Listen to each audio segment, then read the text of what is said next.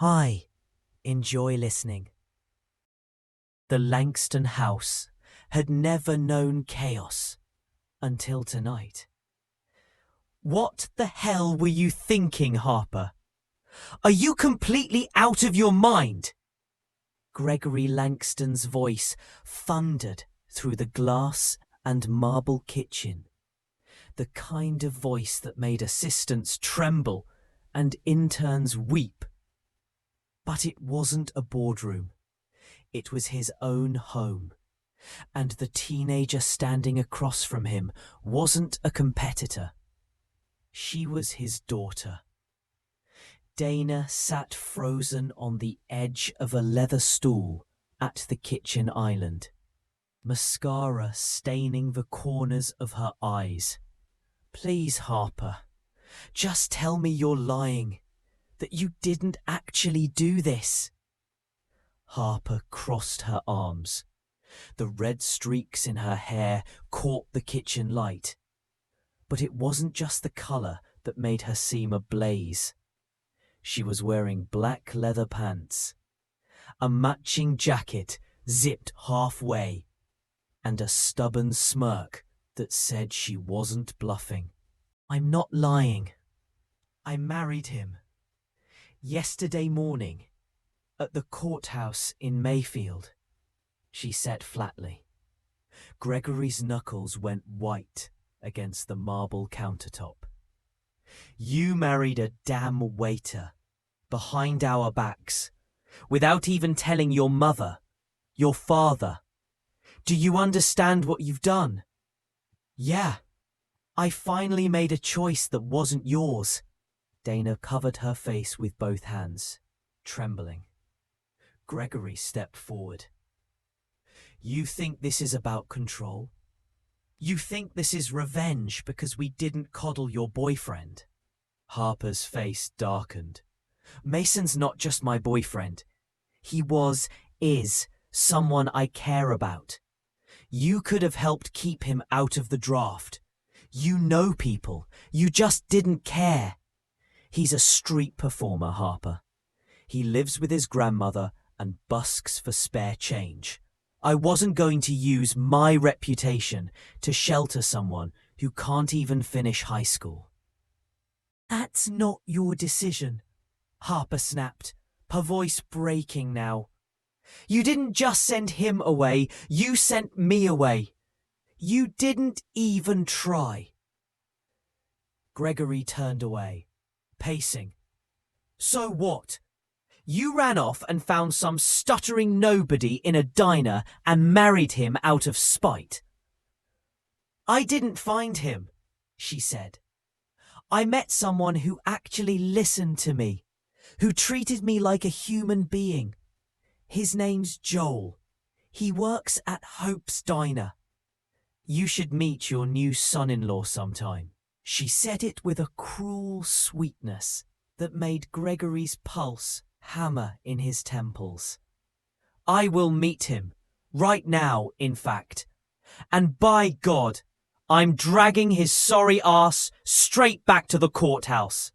This marriage is going to be over before you wake up tomorrow. Harper's mouth curved into a smile. Oh, you can try. You're in for a surprise. Gregory snatched his car keys off the table and stormed out the front door, slamming it hard enough to rattle the stained glass transom. The engine of his black Range Rover roared to life as he sped off toward the south side of town. Hope's Diner was a relic, the kind of place where the pancakes came with a side of sass, and the tables still had those little chrome napkin holders. Gregory hadn't stepped foot in a place like this in over 20 years. It made his skin crawl. He threw open the door so hard the bell above nearly flew off. Heads turned. The air smelled like bacon and black coffee. There, wiping down a corner booth, was a lanky young man in a grey apron. He looked up, startled, but only for a moment. "You, Joel?" Gregory barked. "You married my daughter?" The young man nodded slowly. "Yes, sir. I'm Joel." Gregory took a step forward, eyes narrowed. "I don't know what your game is." Joel held his ground.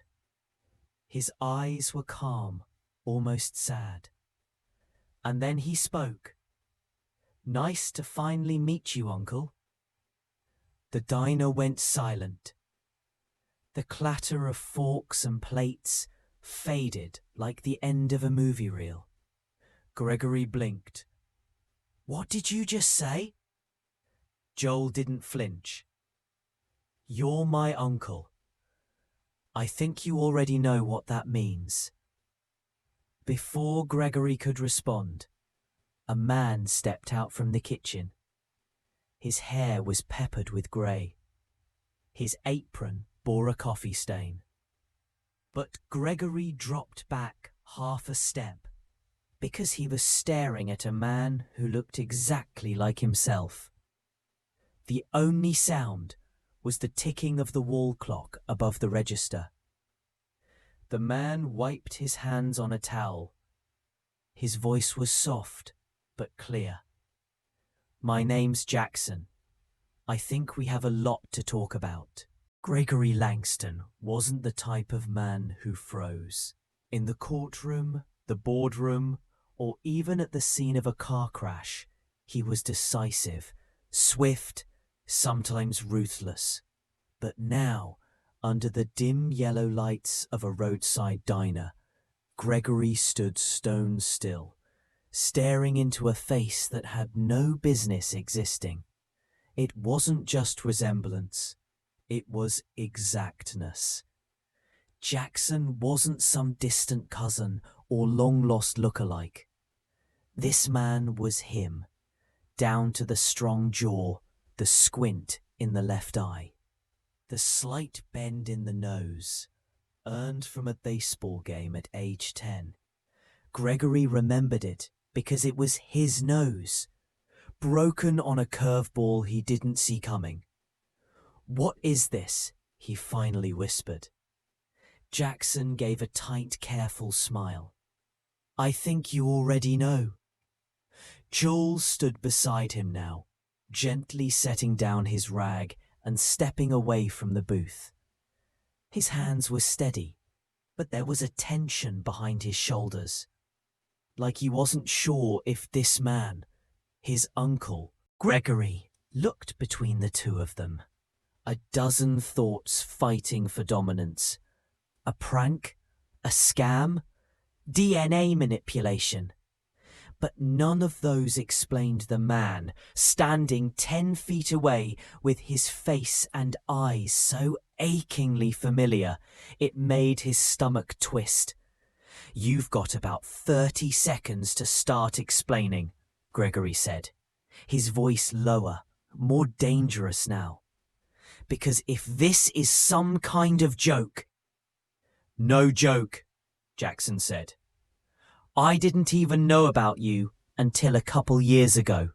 And I wouldn't have known at all if your daughter hadn't walked into our lives." Gregory blinked. "Papa told you about me?" Joel shook his head.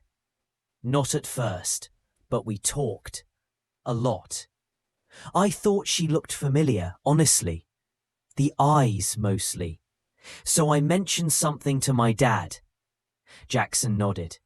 "And then she showed me a photo. Of you. From a charity event. Black suit, blue tie. You were standing next to your wife. I knew then. I knew what I'd always suspected had to be real." Gregory's head throbbed. "This doesn't make sense. My mother would have told me if I had a twin." Jackson looked down at the tiled floor for a long moment. "I don't think she ever planned to." He gestured to a corner booth. "Please, sit down. You need to hear the whole story." Gregory hesitated, then slowly moved to the booth and sat, his back rigid and hands clenched on the tabletop. Joel brought a glass of water without a word. Jackson slid in across from him. "My parents weren't my biological parents," Jackson said. "They told me that when I turned 17. I was adopted as a baby, left on their porch in a basket with a note. My mum thought it was a sign from God. She'd had miscarriages for years." Gregory rubbed his face. "A basket?" Jackson gave a sad smile. "You can't make this up. Turns out someone dropped me off behind the diner where they used to work. No records, no hospital files. But I always wondered about it. Even as a kid, I knew I didn't quite fit. Something just didn't add up." "And then Harper came here," Joel added, voice soft. "She was upset, angry really. We didn't know what it was about at first, but she started talking about her dad, the pressure, how you wouldn't help the guy she loved. She needed someone to talk to." Jackson reached into his back pocket and pulled out a small, worn envelope. "This is from your mother. I never opened it until recently." He slid it across the table. It was in the basket, addressed to the other son. Gregory stared at the envelope like it might explode. After a moment, he picked it up, carefully unsealing the brittle paper. His mother's handwriting, elegant, slanted, danced across the note. "Forgive me. I couldn't save both of you. Your brother will have a good life. This is the only way. Please, please forgive me." Gregory let the paper fall from his hands. "She never said anything," he whispered. "Not a word. Not on her deathbed. Not even when she begged for forgiveness about something I didn't understand. I thought it was about a business deal she meddled in years ago." "She gave you everything," Jackson said, not bitterly, just plainly. "The name, the inheritance, the expectations. I got love, just from different people." Silence thickened between them. Finally, Gregory looked up, jaw clenched. "So you're telling me my mother gave you away because you had a speech issue?" Jackson nodded once. "Stuttering runs in our family. Your grandfather had it as a kid. But I guess she saw me as the flawed one. And you've been here all this time? In Texas?" Jackson smiled. "Moved here when I was 7. We kept the diner running after my adoptive parents died. Joel helps with the books, the cooking, the customers. It's not the life your family chose, but it's a life I'm proud of." Gregory stood abruptly, knocking the water glass over. It shattered on the floor. Joel jumped, but his father waved him off gently. Gregory wasn't angry anymore, just gutted. His breath came in shallow bursts. "I don't know what to say." "You don't have to say anything yet," Jackson said. There was a pause. Then Joel cleared his throat. "For what it's worth, I'm not actually married to Harper. She asked me to help her teach you a lesson. I guess we both ended up learning more than we bargained for." Gregory stared at the young man. Then, surprisingly, he let out a short, breathless laugh. Just once. "I was about ready to throw you through a window." Joel gave a crooked grin. I figured. Gregory looked at Jackson again. I don't even know how to have a brother. Jackson smiled. Then we'll figure it out together. By the time Gregory pulled into his gated driveway just before midnight, the world felt different, tilted slightly off its axis. His leather-wrapped steering wheel creaked beneath his grip. He sat for a full minute in the driver's seat with the engine off, staring into the darkened windows of his family's mansion. Inside, his daughter had dropped a bomb that led him to his twin brother. And now? Now he had no idea what to do next. He stepped quietly through the front door. The house was still. Dana had likely cried herself to sleep. Upstairs, Harper's room was dark, but the light beneath the door told him she wasn't sleeping. Gregory went into his office, poured himself 2 fingers of scotch, and sat on the edge of the couch. The unopened letter from his mother burned in his pocket. He pulled it out again and reread it. Just those 3 lines. As if they could explain away a betrayal of this size. He remembered his childhood. He'd always felt something missing. Not consciously, not specifically, but there had been a strange kind of loneliness in the middle of a full, perfect life. Like he was always looking for a reflection that wasn't quite his own. He took another drink, then stood and crossed the room to the fireplace. A painting hung above the mantel. A stiff portrait of his mother in pearls, seated beside a young Gregory, no older than 10. She looked poised, proud, cold. For the first time, he wondered what she had sacrificed to look that way. Across town, Harper lay curled on her bed, staring at the ceiling. Her boots still on, makeup smudged. She hadn't heard from her father since he sped off hours ago. Her plan hadn't exactly gone how she imagined. She didn't expect him to meet Joel and his dad. She definitely didn't expect any of what had followed. She hadn't even been able to sleep since Joel texted her an hour ago. Your dad knows. He's quiet, but he sat down with my dad. I think it's going to be okay. She read it again and again. The marriage was fake. She'd never even kissed Joel.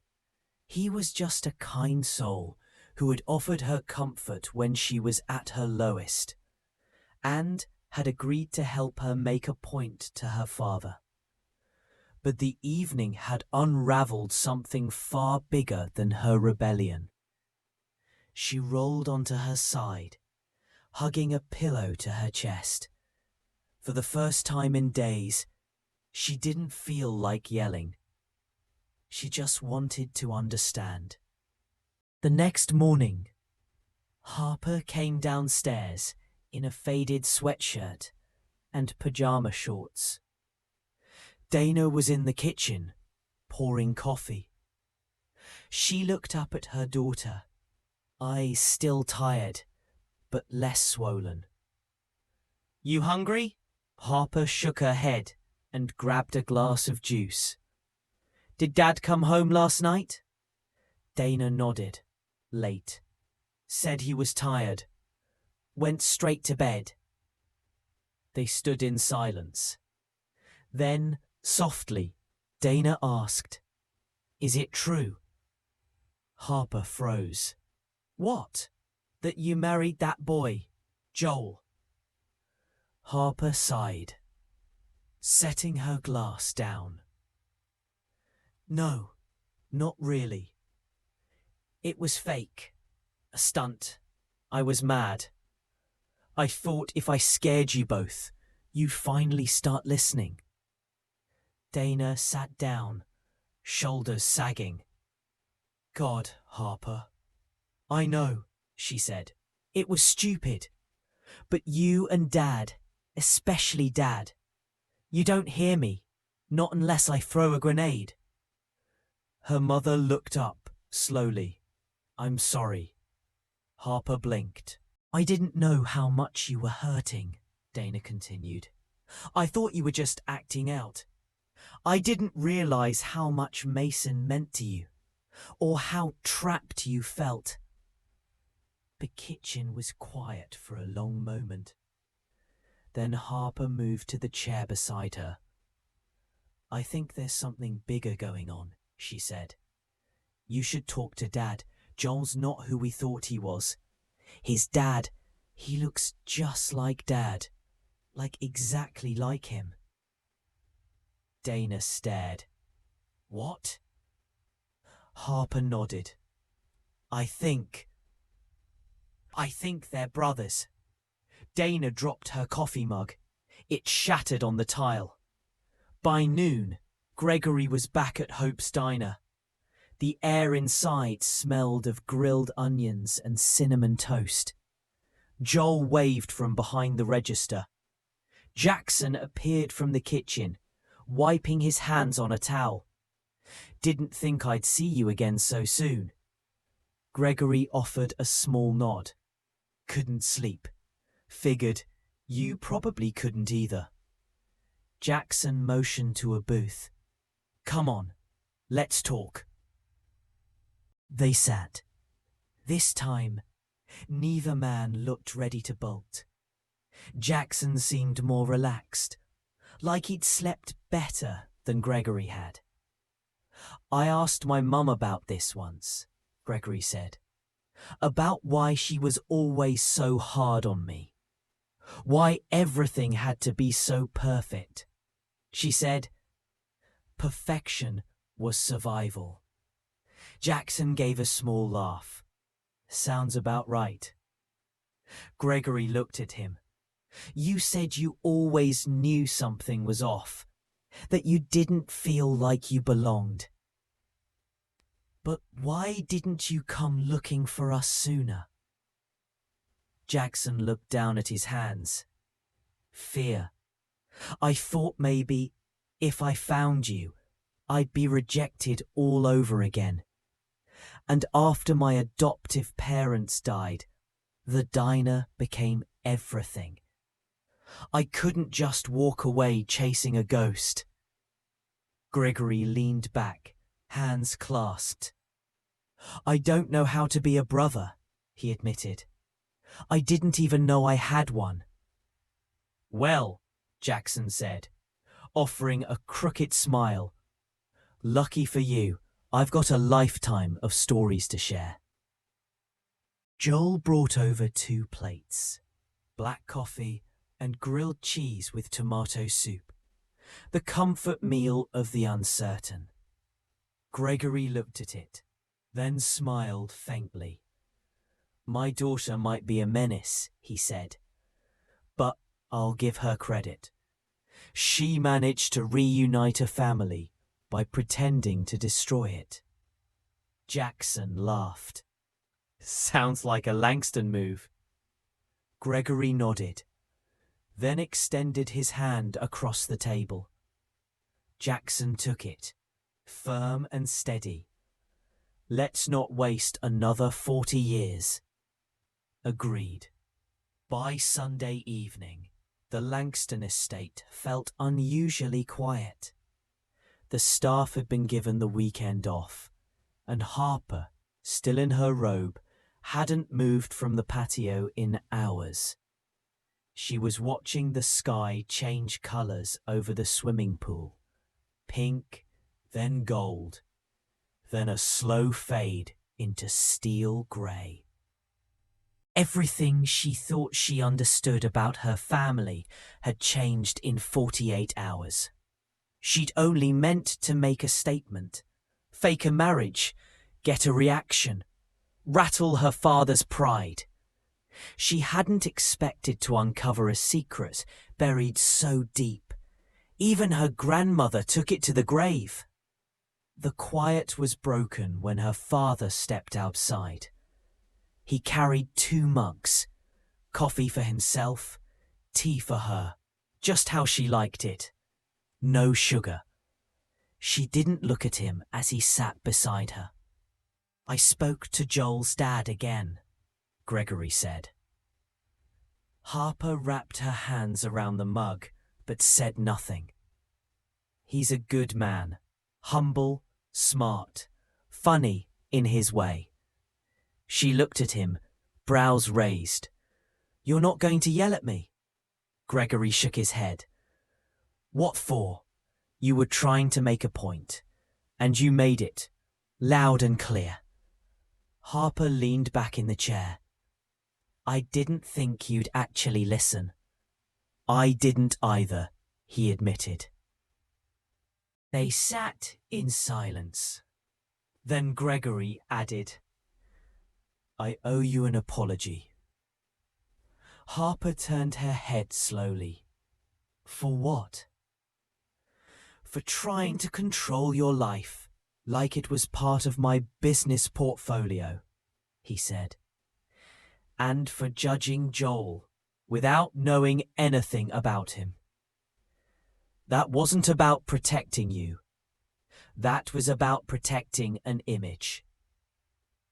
She studied him, unsure if this was some temporary guilt-driven shift or something real. He chuckled. "No.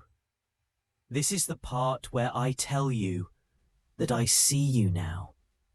Maybe for the first time." She looked away, blinking fast. Gregory set his mug down. "I also spoke to your mother. We're going to make some changes, starting with your trust." Harper sat up. "Wait, what?" "You'll have access, gradually, with a plan. But you'll be free to pursue what you want. College, art, even if it's unpredictable." Harper blinked. "You're serious?" "As a heart attack," he said. She stared at him. "Who are you and what did Joel do to my father?" Gregory smiled. "He reminded me who I used to be, and who I might have been if things had gone differently." Harper sipped her tea, overwhelmed and unsure how to process it. Then she asked the question that had been sitting in her chest all day. "Are you going to tell people about Jackson?" Gregory exhaled. "I don't know. Part of me wants to protect him from the chaos that comes with our name. But another part wants to give him everything he should have had." "What does he want?" Gregory thought for a moment. "Just a relationship. Not money, not a name. Just time." Harper nodded slowly. "He's a good man. So is Joel. I see that now." They sat in the quiet again. After a while, Harper leaned her head on her father's shoulder. He hesitated only a second before placing his hand on hers. Neither of them said a word. Elsewhere in the city, Jackson Langston stood in front of a mirror in a small bedroom above the diner. A photo in his hand, one Joel had taken earlier that day. It was a shot of him and Gregory, shoulder to shoulder, half smiles on their faces, both men slightly unsure but leaning in. The resemblance was uncanny.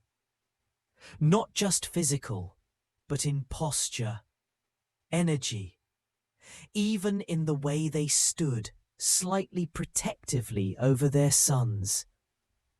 Joel stepped into the doorway, You okay? Jackson nodded. Yeah, just thinking. You think he's gonna bring you into that fancy world of his? Jackson smiled. I'm not sure I'd survive a day in it, but maybe we'll meet somewhere in the middle. Joel leaned against the doorframe. I think Harper wants to come back soon. For real this time. Jackson raised an eyebrow. For you, or for family? Joel gave a crooked grin. Maybe both, Jackson chuckled. Just don't let her talk you into pretending anything again. Langston women are clever. Joel nodded solemnly. Oh, I learned that the hard way. The next day, a discreet black SUV pulled up behind Hope's diner. Gregory stepped out wearing jeans and a linen shirt, clothes no one on the board of Langston and Price would recognize. He carried 2 paper bags and walked through the kitchen entrance like he'd done it 100 times. Joel glanced up from the register.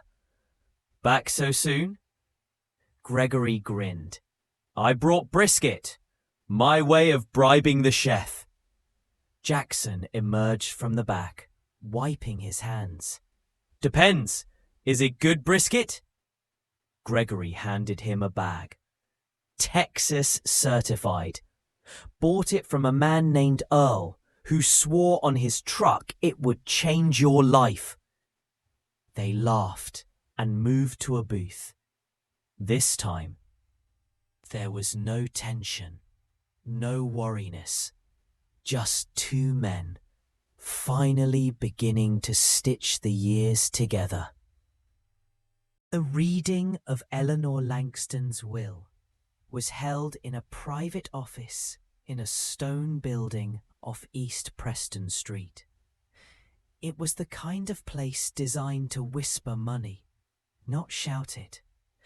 Quiet, tasteful, discreet.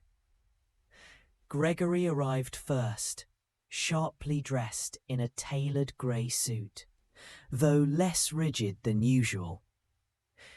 Dana came with him, as did Harper, whose black dress stopped just above the knee and paired oddly with her combat boots. No one dared comment. They were greeted by Richard Bellamy, the family's attorney of 30 years. He was pale, thin, and unblinking, a man who seemed perpetually mid-whisper. Mr. Langston, he said, rising. Mrs. Langston, Miss Harper, thank you for coming. Gregory gave a tight nod. Anyone else attending? Bellamy hesitated. Yes, one more guest, at the deceased's specific request. Before Gregory could respond, the door behind them opened. Jackson stepped in. He wasn't in uniform, but still looked distinctly out of place. Plaid shirt, clean jeans, and the same beat-up boots he wore in the kitchen. Joel followed behind, less sure of himself, but clearly determined. Dana blinked. Harper grinned. Gregory just stood up a little straighter, but didn't object. Bellamy motioned for everyone to sit. I'll proceed directly, he said, sliding on his reading glasses. Mrs. Langston updated her will 6 weeks before her passing. This document supersedes all prior versions. He opened a thick folder and began to read. The first half was expected. Trusts, donations to the Historical Society, arrangements for housekeeping staff. Gregory and Dana received continued control of the Langston estate, with the art collection split between their foundation and Harper's name in full. But then Bellamy paused. And now, to a matter the deceased insisted be handled personally and with dignity. He looked up. In this final will, Eleanor Langston acknowledges and affirms the existence of a second son, born under confidential circumstances and placed for adoption. She expresses deep regret for the decision, which she attributes to the social and familial pressures of the time. Dana gasped. Gregory sat motionless. Bellamy continued.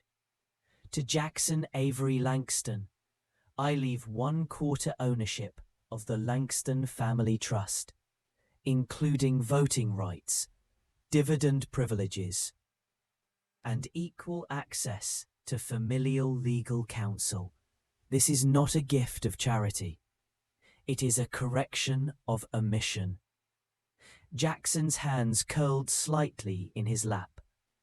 Harper looked sideways at her father, whose eyes hadn't moved from the desk. Bellamy set the will aside gently. There's more, but that was the part she insisted I read aloud. The rest involves legal transfers and a letter addressed to each of you. He slid out 4 envelopes, one to Gregory, one to Dana, one to Harper, and one, unmistakably, to Jackson. No one moved for a long moment. Finally, Gregory reached for his. I didn't know she'd written anything, he murmured. Jackson hesitated before taking his envelope. It felt strange to hold something from a woman he never knew, who had made a decision that echoed into every corner of his life. Back at the house, Gregory sat alone in his study, with the envelope unopened in front of him. He poured himself a glass of water this time, not scotch. For once, he wanted clarity, not numbness. He broke the seal. My sons, there are no words that can erase what was done. Not by me, not by the world I lived in. I gave up my second son because I was told he would ruin us. And I feared my own weakness too much to fight back. Gregory, you were always the bright one, but also the lonely one. Maybe you sensed he was missing, even before I told you. Jackson, I do not expect forgiveness, but I offer what is left of my name and legacy, if you want it, not as a favor, but as a birthright. Whatever comes next, let it be different than what came before.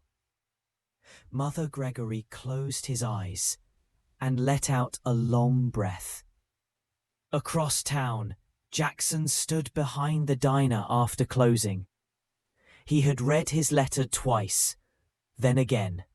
His mother had not said she loved him, but she had said his name, and that alone had rearranged something inside him. Joel came outside and leaned against the wall beside him. How are you doing? Jackson folded the letter and slipped it into his back pocket. Lighter, heavier, both. Joel offered a small smile. Gregory called. He said he wants to introduce you to the board. Jackson blinked.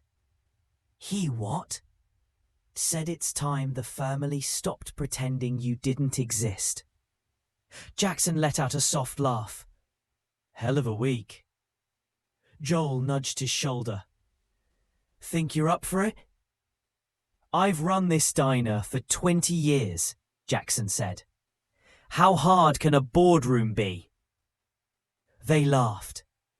For once, it didn't feel like anyone was pretending. At the Langston estate, Harper stood on the upstairs landing, watching her father from above. She could tell he'd been crying, quietly, the way he always did everything emotional.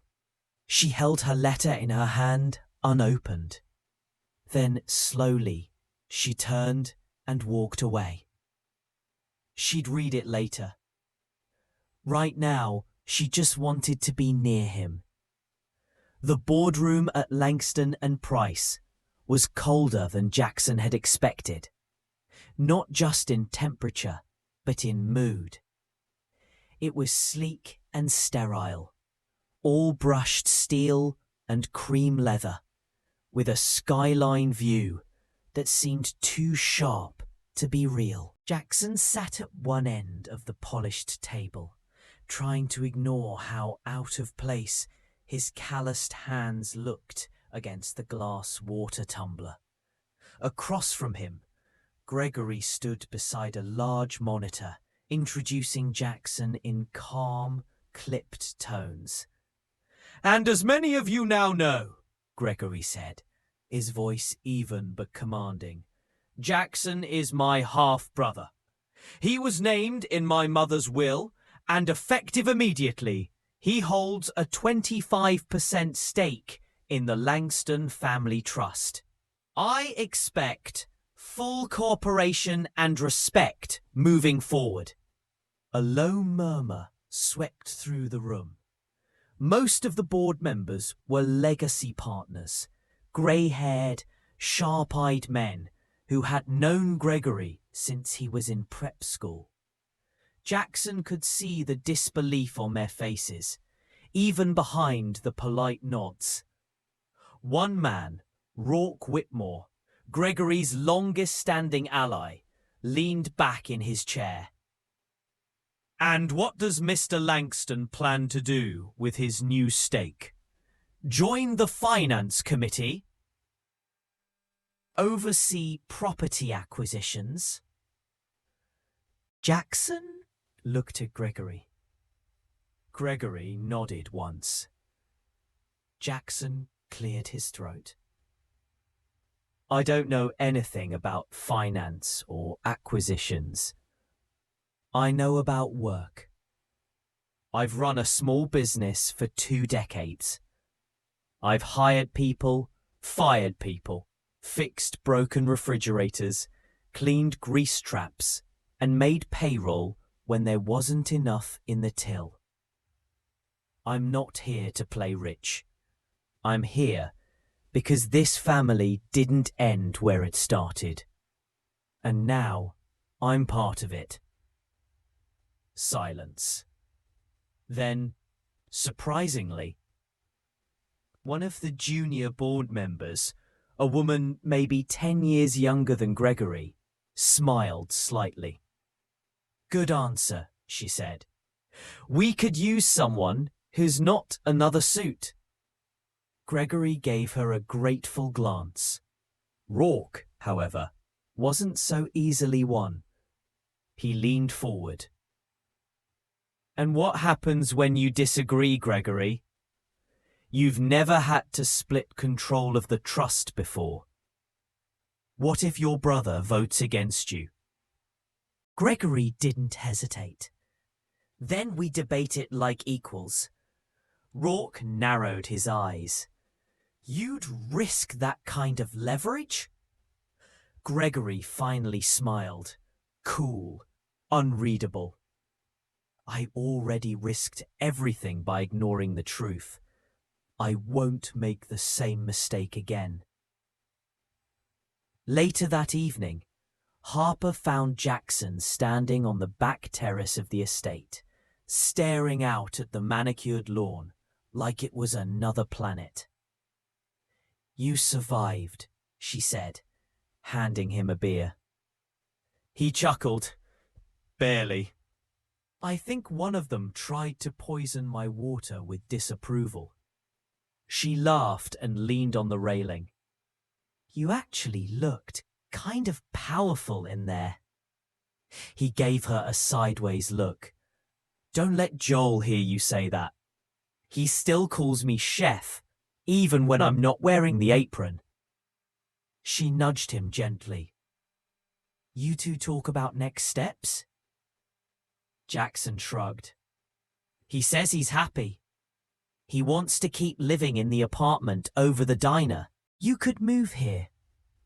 Too quiet, too many stairs. She smiled, but something about her expression was fragile. I miss Grandma, she said after a moment. Jackson looked at her. Even after everything, she wasn't perfect, but she always told me I was more than my last mistake. Harper blinked. It's weird knowing she was hiding you. I don't know if I hate her for it, or love her more. Jackson nodded.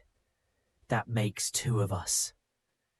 They stood in silence for a while. Are you going to stay involved in the business? She asked. I think I have to, he said. Not because I want to run it, but because it's part of the legacy now. My legacy too. The next day, Jackson returned to Hope's diner just before sunrise. He unlocked the door, flipped the lights, and stood for a moment in the silence, watching the light spill across the worn counter and old tile floor. He walked to the kitchen, took off his jacket, and put on his apron. The one with a hole in the hem, stitched back by Joel years ago. He cracked 6 eggs, fired up the grill, and felt the calm settle over him. No matter how many zeros were in his new bank account, this place was still home. That afternoon, Gregory appeared at the diner, wearing khakis and no tie, holding 2 coffees. I figured you'd be back here, he said. Jackson looked up from the griddle. You're overdressed. Gregory handed him a cup. You're underpaid. Jackson grinned. Guess that's your problem now. Gregory watched him for a moment. We're having a small dinner tomorrow. Just family. No boardroom talk. I'd like you and Joel to come. Jackson hesitated, then nodded. We'll be there. Gregory looked around. You know, the board already has too many people with MBAs, and not enough who flipped an omelette. Jackson raised an eyebrow. You offering me a job? Gregory smiled. I'm offering you a voice. You're not just blood. You're needed. Jackson watched his brother, his real brother, stand there, hands awkwardly in his pockets like a teenager asking for help. Something in his chest eased. Fine, he said, but I'm not wearing a tie. Deal. The long dining table had once been the centerpiece of the Langston estate, oak polished to a mirror sheen, flanked by stiff-backed chairs no one ever seemed entirely comfortable in. But tonight it was transformed. The formal china was swapped for mismatched plates from the kitchen. Candles replaced the overhead chandelier. And the place settings? Just names scrawled on brown craft paper. Harper's idea, of course. She'd even drawn little doodles next to each name. A wrench for Joel, a chef's hat for Jackson, a frown for Gregory, though he chose not to comment. Dana, to everyone's surprise, had gone along with it all without a single complaint. She even brought the dessert. The guests were few. Gregory, Dana, Harper, Jackson and Joel, 5 people, tied together by blood, love, or the strange unspoken mix of both. You made all this? Joel asked Harper, eyeing the roast chicken. Well, Dad helped, but only a little. I peeled carrots, Gregory said dryly. You gave instructions from the doorway, Dana corrected, sipping her wine. Everyone laughed, and for a moment, it was just a normal evening. They passed dishes down the table, poured wine, refilled water. Jackson felt the tension that had gripped his shoulders for weeks begin to uncoil. "You always do this for family dinners?" he asked. Gregory shrugged. "We don't have them often." "We never have them," Harper said. "The last one I remember, I was 12 and someone set the centerpiece on fire." "That was you," Dana said. "I was making a statement." The laughter that followed wasn't forced. Even Dana chuckled, genuinely this time. Midway through the meal, conversation slowed, giving way to soft clinking and shared glances. Jackson caught Gregory watching him, something thoughtful in his eyes. Finally, Gregory said, "I talked to Bellamy. There's more than just the trust." Jackson set down his fork. "More?" Gregory nodded. "She wrote you into the succession clause. If anything ever happens to me, you'd be considered for the chair." Joel blinked.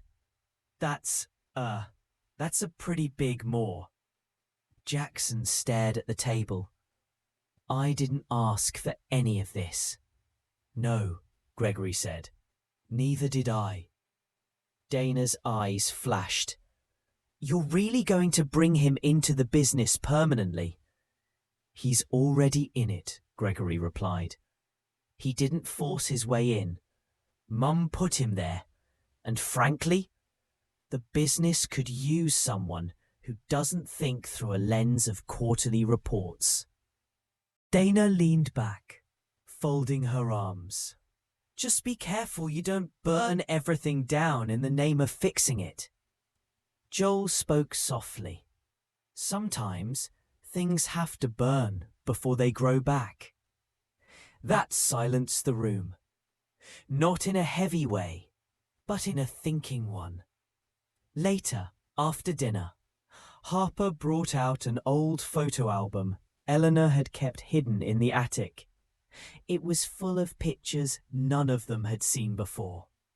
There was one photo of Gregory at 16, laughing beside a girl no one recognized. Another of Dana on her wedding day, looking far younger, less guarded. And then a black and white shot of Eleanor holding a baby no one had ever seen. The date was smudged, but it read June 1980. Harper turned it slowly to Jackson. He stared at it.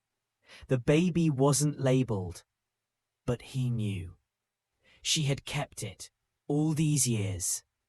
"She never forgot," Harper said, her voice quiet. Jackson nodded, eyes stinging.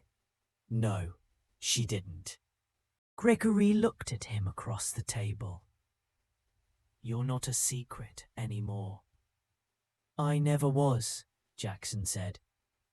"Not to her." That night, as the guests began to leave, Gregory walked Jackson and Joel to the door. "I'll see you next week," he asked. Jackson nodded. "Board meeting?" Gregory smirked. "Family brunch. Harper insists." Joel grinned. "You're in trouble now." They said goodnight, and as Jackson stepped out into the cool night air, he turned back to look at the house. It didn't feel foreign anymore. It didn't feel stolen. It just felt open. The morning fog curled low over the city as Joel biked through side streets, dodging early traffic and the occasional pigeon. His apron was in the messenger bag, slung over one shoulder, still dusted with flour from yesterday. But today wasn't a diner shift. Today, he was going to Langston and Price. When he'd first married Harper, it has been a joke, pretending to be part of her world, sipping coffee from porcelain cups and nodding at investment reports. But now, it wasn't a joke anymore. Now, they were both standing in the space between two lives, hers of power and pedigree, his of late-night dishwashing and second-hand books. And somewhere in that space, they were building something new. Gregory was already in his office when Joel arrived. To Joel's surprise, the older man stood and offered a handshake. "You came," Gregory said. "I said I would." He gestured toward a chair. "Have a seat. Let's talk about your future." Joel glanced around. Everything in the office screamed legacy. Mahogany shelves, a framed Harvard diploma, a signed letter from a senator. And yet, Gregory seemed less like a titan of industry today, and more like a man trying to course correct. "I don't want to go into finance," Joel said flatly. Gregory nodded. "I know. Then why am I here?" "Because Harper loves you. Because Jackson trusts you. And because I've spent most of my life surrounding myself with men who think exactly like me. That hasn't served us well." Joel leaned forward. "You want me to work for you?" "I want you to consult on a community initiative," Gregory said. "We're starting a small business incubator for food and hospitality ventures. I need someone who knows what it means to build from the ground up." Joel blinked. I've never run anything big." "You ran Hope's," Gregory said. "And you kept that place alive through a pandemic, a landlord change, and 3 different health code updates." Joel laughed. 2.5. The new sink still leaks. Gregory smiled. "All the more reason we need you." That evening, Harper met Joel on the roof of their apartment. The sun was low, casting gold across the city skyline. "You look like you just walked out of a TED Talk," she teased. He grinned. "I think I have a job." Harper raised an eyebrow. "Not at the diner?" "Nope. Your dad wants me to help launch a business program, like a startup incubator." "Are you going to say yes?" Joel hesitated. "I want to, but it's scary." "Of course it is. That's how you know it matters." He looked at her. "Do you think I'm making a mistake?" She stepped closer, arms slipping around his waist. "The only mistake would be letting fear stop you." They stood there as the light dimmed, the sounds of the street below rising into the quiet. Joel kissed her forehead. "I still want to be who I am." "You don't have to become one of them," she said. "But maybe they need someone like you in the room." Across town, Jackson stood in the alley behind Hope's diner, looking at the stack of old delivery crates that needed hauling. But instead of lifting them, he lit a cigarette and leaned against the brick wall, staring at the sky. He hadn't smoked in years. But tonight, the weight of choice was pressing down hard. Inside the diner, the voicemail light blinked. It was a message from a production company out of Atlanta. They wanted to franchise the Hope's concept. small town feel, big city buzz. Think Magnolia, but with meatloaf, the message said. Jackson hadn't responded. He didn't know if he wanted more diners with his name on them, or just this one, right here, with its cracked floor tile and grease-stained vents. He took one more drag and crushed the cigarette beneath his boot. He'd built something good, and maybe it didn't need to stay small forever.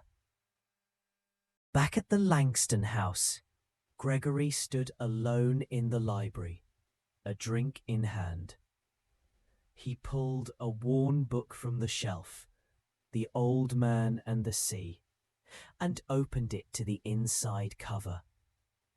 There, in Eleanor's handwriting, "To my sons, one known, one hidden. May they find their way to the same shore." Gregory sat down, silent, the book heavy in his lap. The empire he'd built was no longer his alone, and somehow, for the first time in years, he didn't feel threatened by that. He felt relieved. It was a Sunday afternoon in late spring, warm enough to open the windows, breezy enough to send napkins fluttering across the patio table. Harper stood in the backyard of the Langston estate, barefoot, hair in a braid, arranging mismatched chairs around an old farm table dragged from the basement. Dana had protested its rustic charm at first, but was now busy arranging tulips in jelly jars, humming softly to herself. Gregory was manning the grill, his tie abandoned, sleeves rolled up, burning hot dogs with the grim focus of someone who rarely did anything halfway. Jackson stood nearby, watching his brother wrestle with a pair of tongs. "You know you're supposed to flip them before they char," he said. Gregory frowned. "They're caramelized. They're cremated," Harper called from the porch. "Burgers done yet? Joel's threatening to order Thai." "5 minutes," Gregory shouted back. "Maybe 6. You said that 10 minutes ago." "Time is relative," he muttered, turning the burgers with newfound urgency. When they finally sat down to eat, it was a crowd. Dana and Gregory, Harper and Joel, Jackson, and 2 surprise guests, Marcy, Jackson's longtime waitress, and her grandson Ben, who had recently taken over running day shifts at the diner. No suits, no agendas, no silverware that needed polishing. Just real food and people who'd been through enough to know what mattered. They passed potato salad and beer, homemade pickles and lemon bars. The conversation bounced around like a shared rhythm, easy, unguarded. At one point, Dana raised her glass and tapped the side gently with a fork. "I'd like to make a toast," she said, and everyone turned to her in mild surprise. She took a breath. "I've spent a lot of years in rooms where appearances mattered more than honesty. I let that world convince me that a family was something that could be measured in bloodlines and birthrights. I was wrong." She looked at Jackson, then at Harper. "Family isn't about who got here first. It's about who stays, who shows up, who decides to belong." She lifted her glass. "To those who came late, but never came halfway." They all raised their glasses. "To family," Jackson said, softly. As the sun began to lower, Harper pulled out a set of old photos she'd collected over the last few weeks. Snapshots from Eleanor's archives, new Polaroids from the diner, even a blurry one of Gregory flipping a pancake in Jackson's kitchen. They taped them up on a clothesline stretched across the yard. Dana laughed at one of herself from the 80s, wearing shoulder pads and wielding a tennis racket. Joel spotted one where he and Jackson were elbow deep in sourdough starter. "That's when we nearly blew up the oven," he grinned. Harper's fingers lingered on one photo in particular, the old black and white of Eleanor holding baby Jackson. She turned it slowly, letting everyone see it. "She gave us all more than we realized," she said. Gregory stood beside her, his voice quiet. "She gave us the chance to rewrite the ending." Gregory joined him, holding 2 beers. "She would have liked this," Jackson said. "I think she would have wanted more of it." Jackson nodded. "You still think we're too different?" Gregory took a sip, then smiled. "I think we're different in all the right ways." They clinked bottles gently. Across the yard, Joel was helping Ben light the string lights. Harper was laughing with Dana, and Marcy was stealing a second lemon bar without apology. One table. No secrets. No sides. Just the family they'd chosen to be.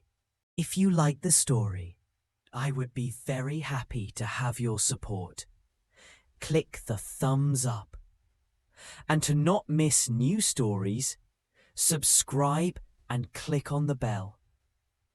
Thank you from the bottom of my heart, and all the best.